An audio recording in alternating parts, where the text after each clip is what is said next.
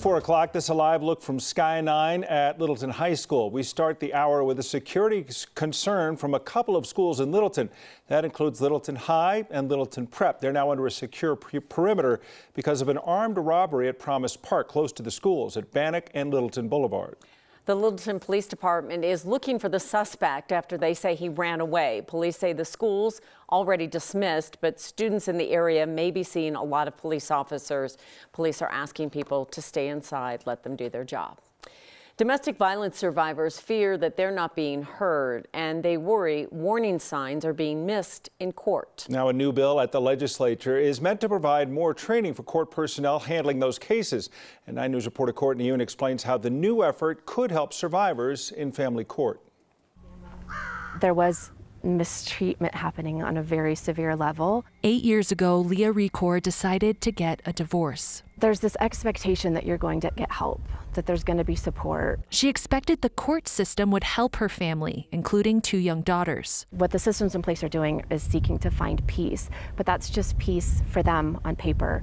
It's not creating peace in these family dynamics. Recor says years later, the family court system has only made things worse. People are not educated, judges are not educated to understand what's really happening. They don't see the patterns of abuse. Recently, Recor testified on behalf of a bill going through the state legislature.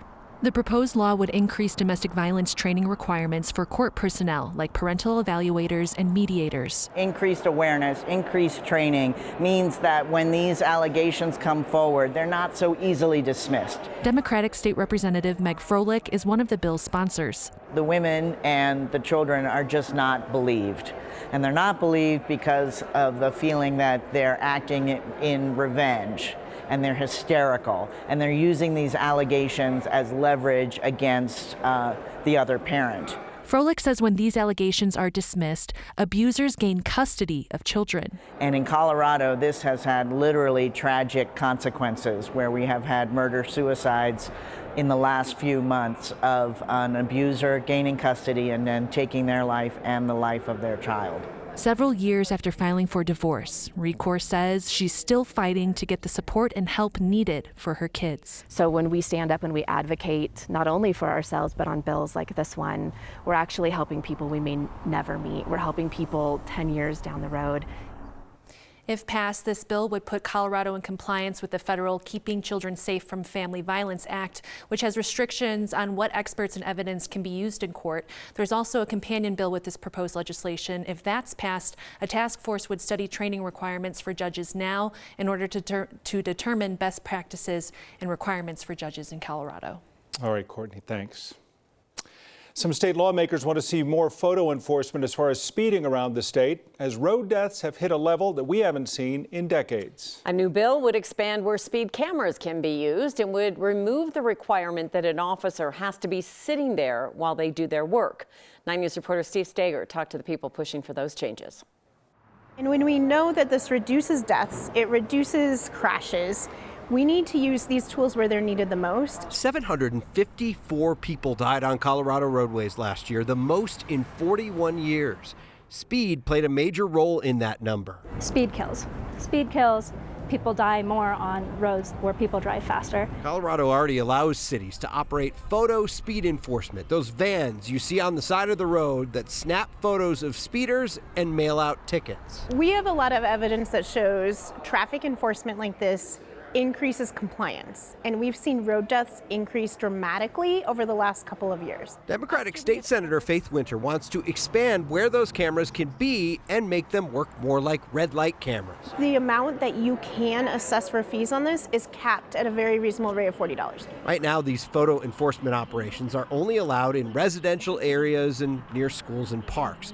Winter's bill would allow them to operate anywhere 24/7. And says these vans can operate without an officer present. So this bill would allow automated enforcement to occur 24/7 without monitoring by a person, and it would allow it to be used on larger roads, so arterials and large roads like Federal Boulevard, for example. Aishwarya Krishnamurthy is with Bicycle Colorado, the main group lobbying for this change. And automated enforcement is a more equitable way to encourage the change in driving behavior to decrease speeding. There are plenty of caveats. A city would have to give 30 days notice before they install a speed camera, and they would have to issue only warnings for the first 30 days of the camera being there. In the end, we don't want, we would like this to not exist anymore because people have changed behavior.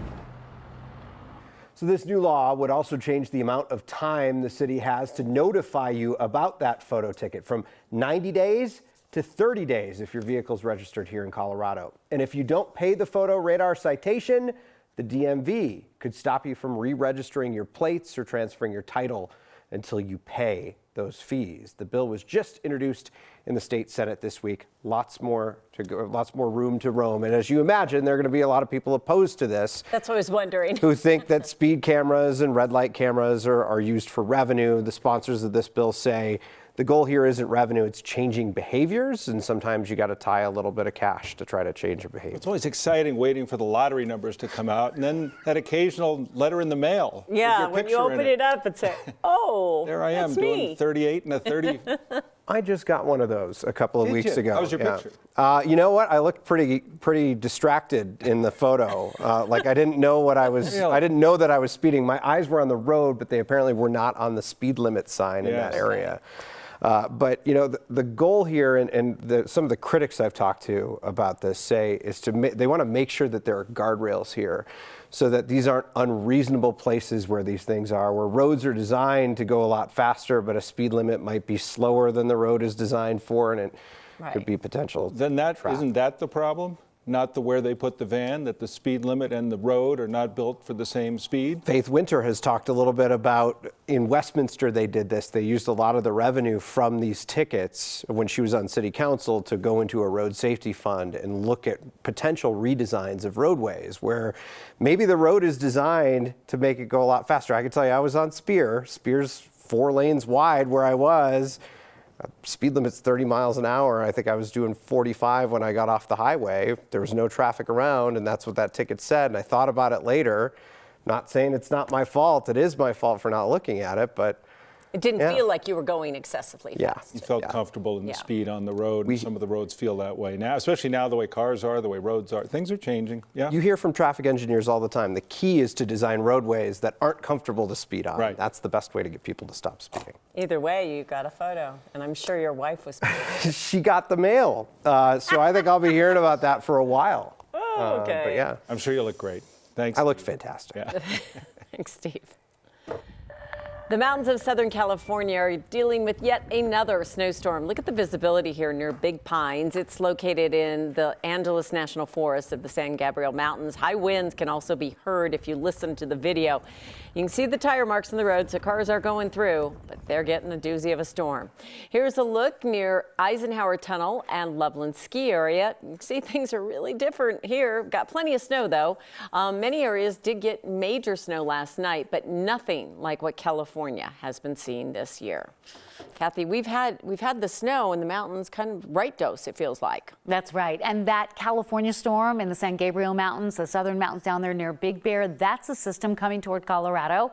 And our high country will go back under a winter storm warning for heavy snow in the next 24 to 36 hours. Lower elevations, it's high and mid-layer clouds coming in. We might see a brief rain shower tomorrow, but all the moisture is headed for the hills where we'll be measuring the snow in feet in the southern mountains. Beautiful today, and as advertised, 60 degrees in downtown Denver for the first full day of spring. Beautiful as we look up toward the Greeley area, hoping for a nice sunset tonight. The sunrise was beautiful if you saw that. Decent travel on I-70. We're still 56 in Denver, 60 in Colorado Springs, 65 in Springfield, and 58 in Greeley. Winds are ramping up in southeastern Wyoming and over the northern Front Range foothills. An upper air disturbance is crossing into Wyoming, and these are all advisories that you're seeing across the region for wind in southeastern Colorado and snow in the Colorado high country, where we're starting to see that snow ramp back up after a little bit of a lull in the action.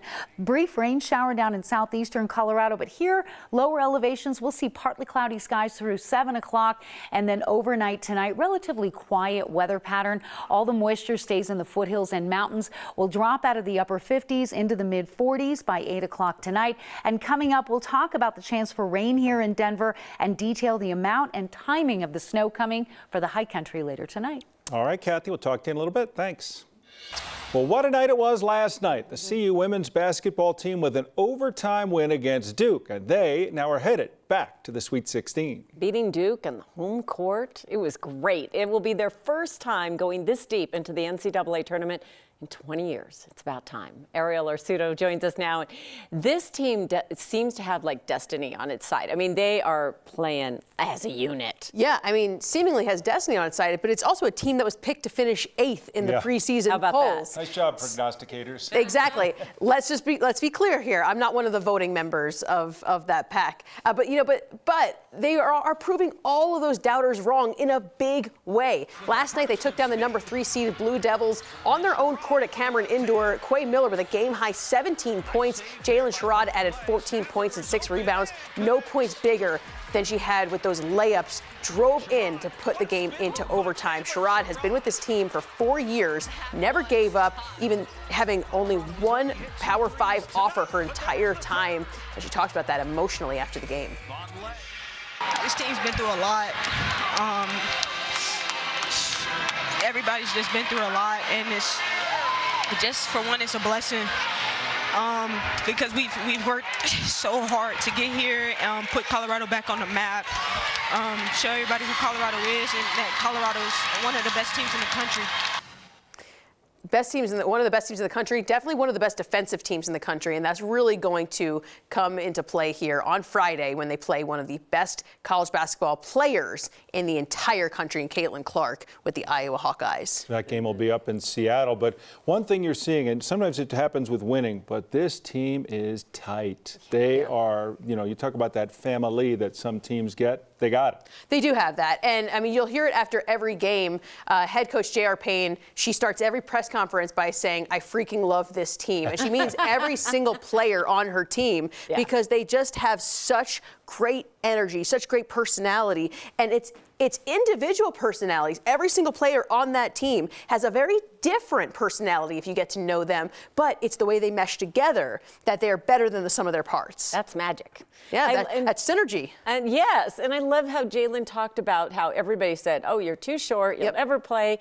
But J.R. Payne never doubted her abilities. No, never did. And honestly, what she does is she gets the best of those abilities. She gets the best of all of those abilities. And it's not just her. I mean, J.R. will never shy away from giving praise to her husband, Toriano Towns, who's the main coach of the defense. And that defense is one of the most stifling defenses in all of college basketball. And so you got to give him a lot of props too. And his defense is really going to be on display, like I mentioned, on Friday. Well, we will see what happens. Caitlin Clark, certainly one of the best players in the nation. She's open once she comes across the half-court line. And you just said half court. She can shoot from the logo. I mean, she literally looks like Steph Curry out there. It's out of control. So they definitely have a tall order, but it's an order that they're not afraid of. Hawkeyes and Buffs. It's going to be a good one. It should be. It's a great one last night. Thanks, Ariel. Talk more about sports coming up, including some news about the Avalanche and their head coach.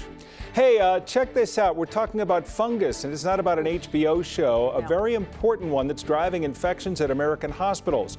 Our medical expert's here to tell us a little bit more about what's fact and what's fiction. I have this recorder and this guitar, this tiny guitar. It's just enough time to not overthink it, but also not procrastinate. Crafting a song can take weeks. A new project challenges musicians to create something beautiful in just 7 days.